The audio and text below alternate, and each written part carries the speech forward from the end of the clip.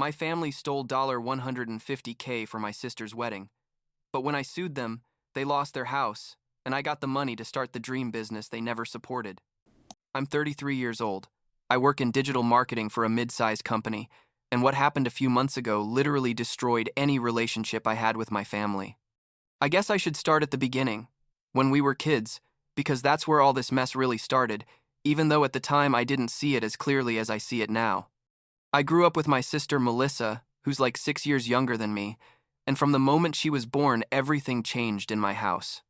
It's not that my parents were bad to me before, but when she arrived, it was like I ceased to exist, you know? All the attention, all the money, everything revolved around Melissa. She wanted ballet classes. They paid for them. She wanted the newest iPhone. She got it. I asked for help paying for college, and they told me to get a part-time job because they couldn't afford it. Looking back, I should have seen it coming. But I guess when you're in the middle of it, you get used to it. You tell yourself that's just how families are, that maybe you're exaggerating. I was the oldest child. I was supposed to be more independent, more responsible, and they needed to focus on my sister because she was younger. At least that's what I told myself. The thing is that this dynamic continued for years. Decades, really. Melissa went to an expensive private university. My parents paid for everything. I went to a state university and worked as a waiter to pay my rent. Melissa graduated, and my parents bought her a new car. I graduated, and nobody came to my ceremony because it coincided with one of Melissa's dance recitals. That's how everything was, basically. And I, never said anything. Never confronted anyone. I just accepted that's how things were, and moved on with my life. I built my career, made good friends, saved money. I had plans, you know? I wanted to leave my job and start my own digital consulting business. I'd been saving for years to have the startup capital. I had everything planned out. I'd talked to potential clients. I was about to take the leap. And then, about 6 months ago, I get a call from the bank. It was a Tuesday afternoon. I was in my office reviewing some reports when I saw an unknown number on my phone. Normally, I don't answer calls from numbers I don't recognize, but something made me answer that time. It was a woman from the loan department of a bank, where I don't even have an account, and she says, "We're calling to verify your identity in relation to a $150,000 loan you applied for last week." And I was like, "What?" I didn't apply for any loan. I told her there must be some mistake, that someone was probably using my identity fraudulently, and she got very serious and told me they needed me to go to a branch as soon as possible because this was very serious. I went to the bank the next day, thinking it was going to be a simple case of identity theft, that we'd have to file some police reports and that's it. But when I sit down with the bank officer and start reviewing the documents, I see the signature on the loan application, and it's a pretty good imitation of my signature, but it's definitely not mine. And then I see the names of who applied for the main loan, and I almost fell off my chair. It was my parents. They had put me as a co-signer without my knowledge or consent. The loan was for $150,000 with a 2-year repayment term, and according to the documents, the money had already been dispersed a week earlier. I couldn't breathe properly. It felt like someone had punched me in the stomach. I asked the officer what the loan was for, and he reviewed the documents and told me that according to the application, it was for wedding expenses. And that's when everything started to make sense in the worst possible way. Melissa had gotten engaged about 6 months ago to a guy named Kevin, a guy from a good family who worked in finance. And apparently my parents had decided that their little princess deserved a dream wedding that cost more than what I make in 2 years. And they had decided that I was going to help pay for it without even asking me. What hurt me the most, and still hurts when I think about it, is that they hadn't even invited me to the wedding. I hadn't received any invitation, no call, nothing. My own sister was getting married, and I was going to find out through Facebook or something, while I was literally paying for her party. I mean, can you believe it? I wasn't important enough to be at her special day, but I was important enough to sign as a co-debtor on a massive loan that could ruin my financial life. I left the bank with copies of all the documents and went straight to my parents' house. I didn't call ahead, didn't text, just showed up. My father opened the door, and when he saw me with the folder of documents in my hand, his face changed completely. I think he knew immediately why I was there. My mother was in the living room, and when I walked in and threw the documents on the coffee table, she didn't even try to fake surprise. She just sat there, looking at me with this expression like, "So, what are you going to do about it?" I asked them how they could do this to me. How they could literally commit fraud using my identity, compromise my financial future, put at risk everything I'd worked for over the years, and not even have the decency to ask me first. And my father, without any remorse, told me it was my duty as family to help my sister on her special day, that they had exhausted their savings and credit lines and needed my help, that I was selfish for not wanting to contribute to my sister's happiness. He literally called me selfish when they had forged my signature and committed a federal crime. I told them this wasn't a voluntary contribution, that this was fraud, that what they had done was illegal and they could go to prison for this. My mother started crying and saying that I had always been resentful of Melissa, that I could never be happy for her, that I was a terrible brother. And that's when something broke inside me. All those years of being invisible, of being second place, of swallowing injustice and telling yourself it didn't matter, it all came to the surface. I yelled things at them that I'd been holding in for years. I told them they had been terrible parents to me, that they had ignored and belittled me my whole life, that they had never treated me even remotely equal to Melissa. My father told me to get out of his house if I was going to disrespect them that way. I left, but before I did, I told them they had 24 hours to get the money and pay the bank the full loan, plus any accrued interest, or I was going to proceed legally against them. My father laughed and told me they didn't have that money. That was obvious. That's why they had taken out the loan. I told him then they should have thought about the consequences before committing fraud. When I got home, I reviewed the loan terms more carefully. The repayment term was 2 years, with monthly payments of almost $6,500. As a cosigner, I was equally responsible for those payments. If my parents didn't pay, my credit would be destroyed. But more than that loan completely killed my plans to start my business. I had been saving for 5 years to have enough capital to be able to leave my job and dedicate myself full-time to my startup for at least the first year. But with this debt hanging over my head, I couldn't take that risk. I needed to keep my stable job to make sure that if my parents stopped paying, I could cover the payments and protect my credit.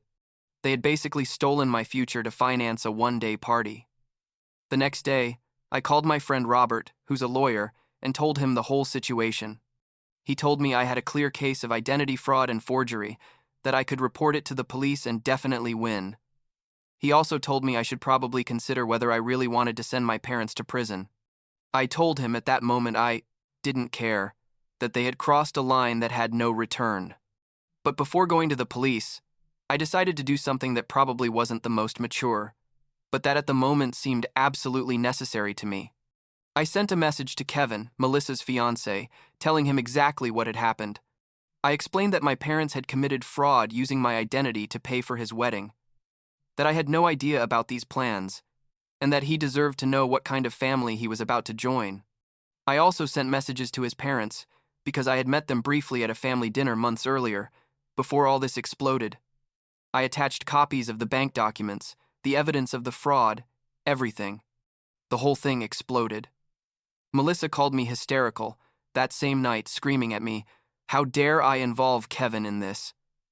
That this was between us and our family, that I was ruining her life out of spite. I told her she had been perfectly happy letting me pay for her wedding without my knowledge or consent, so no, this wasn't just between us.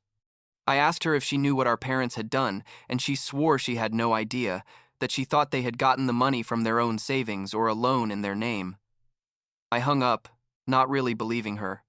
The next day, Melissa showed up at my parents' house, according to what I found out later, and there was a huge fight.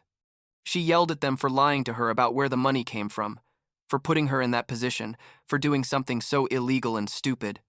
My parents tried to justify themselves, saying they had done it for her happiness, and she supposedly told them that she had never asked them to commit a crime. I wasn't there, so I don't know exactly what happened. But Melissa called me that night crying and asking me to please not involve Kevin in this anymore, that she didn't know anything, that it wasn't fair for her relationship to suffer because of what our parents had done. I told her I'd think about it, but that she needed to understand that what our parents had done wasn't just a bad financial decision or a family misunderstanding. It was a crime that could literally destroy my life. She said she understood, that she was furious with them too. I told her that if she really didn't know anything, then maybe we could find a way to resolve this without her getting hurt so badly, but that I was going to proceed legally against our parents anyway. 3 days later, Kevin broke off the engagement. Not because of the fraud itself, according to what I found out, but because when he confronted Melissa about all this, she finally admitted that she did know where the money was coming from. She didn't know the specific details that they had put me as a co-signer without my consent, but she knew our parents were taking out a big loan and that I was involved somehow. Kevin felt betrayed because she had lied to him when he initially asked her, and his family was horrified by the whole situation. The wedding was canceled, and Melissa blamed me completely. A week after the broken engagement, Melissa showed up at my apartment. It was like 10 at night. I was in my pajamas watching Netflix and trying not to think about this whole mess.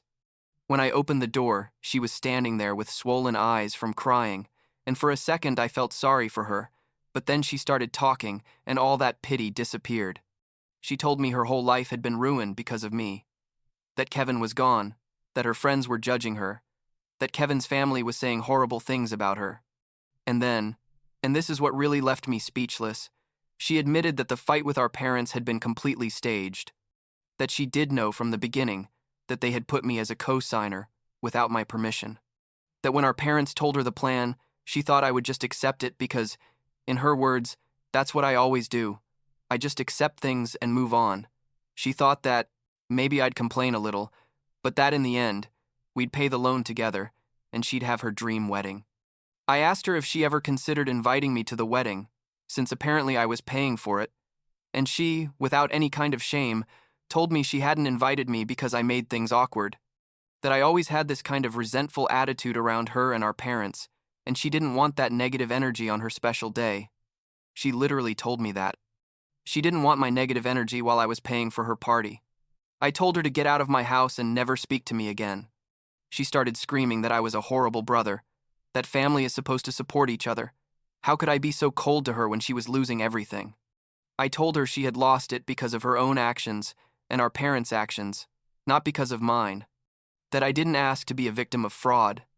That I didn't ask to be excluded from my own family while they stole my future. I closed the door in her face while she kept screaming in the hallway. The following months were legally complicated. Robert helped me navigate the whole process. My parents finally accepted an out-of-court settlement. I'm not going to go into all the details because there are confidentiality agreements involved, but let's say they're paying a substantial sum that covers not only the full loan but also damages, my legal fees, and compensation for the stress and impact on my business plans. The bank removed my name from the loan, and my parents were left as the only ones responsible for the remaining debt that the settlement didn't cover. Melissa moved to Colorado like a week after Kevin broke up with her. Supposedly, she got a job there, but I think she really just wanted to get away from all the drama and from the looks of people who knew her here. We haven't talked since that night at my door. She sent me a message like 2 months later saying our parents were devastated and how could I live with myself knowing I had destroyed our family. I didn't respond. I blocked her number. My parents, well, I haven't seen or talked to them since before the legal settlement. Their lawyer handled everything. I heard through the grapevine that they had to sell their house and move to a smaller apartment to be able to handle the debt and the settlement. Part of me feels something about that, I guess. But most of me just can't find the compassion. They made a conscious decision to commit a crime against me, their own son, without a second's hesitation apparently, and they did it to benefit their favorite daughter who didn't even consider me good enough to be at her wedding. The thing is that the settlement money changed everything for me. I quit my job 2 weeks ago. I'm officially starting my consulting business next week. I already have 3 confirmed clients and I'm in talks with 5 others. I have enough capital to live comfortably for at least 2 years while I build the company. More than I had originally saved. In a sense, my family inadvertently gave me exactly what I needed to pursue my dream, just in the most traumatic and destructive way possible. Do I feel guilty? Sometimes. There are nights when I can't sleep, thinking about my parents being in a small apartment, dealing with massive debts in their old age. There are moments when I see old photos of when Melissa and I were kids, and I wonder if things could have been different. But then I remember that they forged my signature, that they committed fraud, that they were completely willing to ruin my financial life and my dreams without thinking twice, and any guilt evaporates pretty quickly. A friend asked me a few days ago if I would ever consider reconciling with them, if maybe in a few years we could find a way to be a family again. I told him, honestly, I don't know. Part of me thinks that maybe when I'm much older, when all this is water under the bridge, maybe we can have some kind of superficial relationship, like seeing each other at Christmas and acting civilized. But another part of me, the part that still feels that deep betrayal in my chest when I think about all this, says that some things can't be forgiven, that some lines once crossed simply destroy any possibility of going back. What I do know is that I'm better off without them. In my life right now, I feel freer than I've felt in years. I don't have to worry about being enough for people who were never going to see me as enough anyway. I don't have to watch my sister get everything while I get crumbs and I'm supposed to be grateful for them. I don't have to pretend we're a happy family when clearly we never were, at least not one where I was an equal member. A week ago, I was organizing my papers for the new company, and I found an old photo from one of my birthdays. I think I was turning 12. I was with my parents and Melissa, who was like 6 back then. We were all smiling. I stared at that photo for a long while, trying to remember what it felt like to be that kid who still believed his parents loved him the same as his sister, who still had hope that someday they would really see him. I put the photo back in the box. I didn't throw it away, but I didn't put it anywhere visible either. I guess that pretty much sums up how I feel about all this now. That family existed at some point, or maybe it never really existed, and it was just an illusion I maintained because I needed to believe in it. But it definitely doesn't exist now, and I'm getting to a point where I can accept that. Next week, I start my new life. My own business, my own rules, my own path, without anyone telling me I'm selfish for wanting to build something for myself. Without anyone forging my signature or using my identity to benefit someone else. Just me, my skills, and the opportunities I can create with them. And that's enough for now, I guess.